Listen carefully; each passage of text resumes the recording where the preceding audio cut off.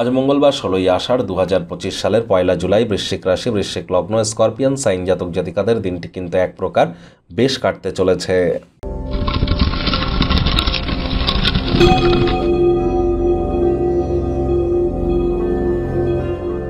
ভিডিওটির শুরুতেই স্ক্রিনে আপনারা দেখতে পাচ্ছেন হনুমানজির প্রণাম মন্ত্র।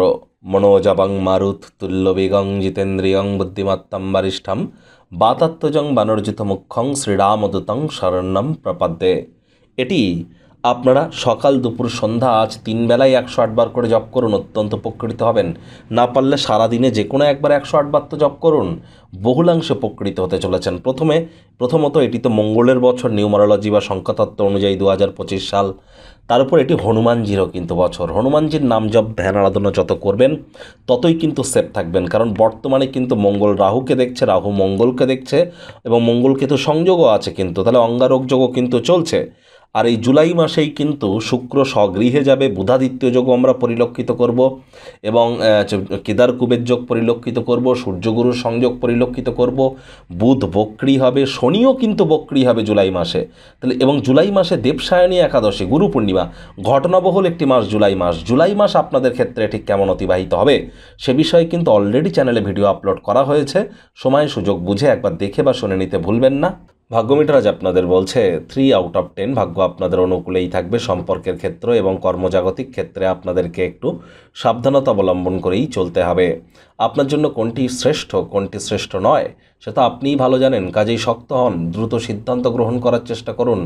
আজ অর্থগত ব্যাপারে আয় ইনকাম বাড়বে, নতুন উদ্যোগ পরিকল্পনার পাশাপাশি নতুন নির্মাণ কার্যের শুরুয়াত আজ করা যেতেই পারে।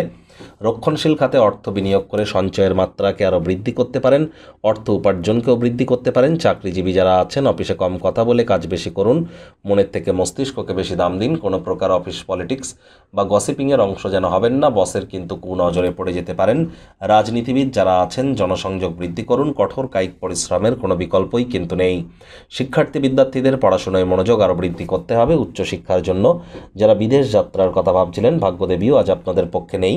সন্তান সন্ততি থেকে থাকলে তাদের দিকে কঠোর সজাগ দৃষ্টি বজায় রাখুন। হাউসওয়াইফ যারা আছেন দিনের শুরুটা তাড়াতাড়ি করুন। প্রেমিক প্রেমিকা স্বামী স্ত্রী উভয়ের ক্ষেত্রেই বলবো রূঢ় বাক্যের প্রয়োগ, অশ্লীল ব্যবহার যেন করবেন না। তৃতীয় কোনো ব্যক্তিকে ভুলেও সম্পর্কের মধ্যে যেন প্রবেশ করতে দেবেন না। সম্পর্কের দুর্বলতা কিন্তু আজ বেড়ে যেতে পারে।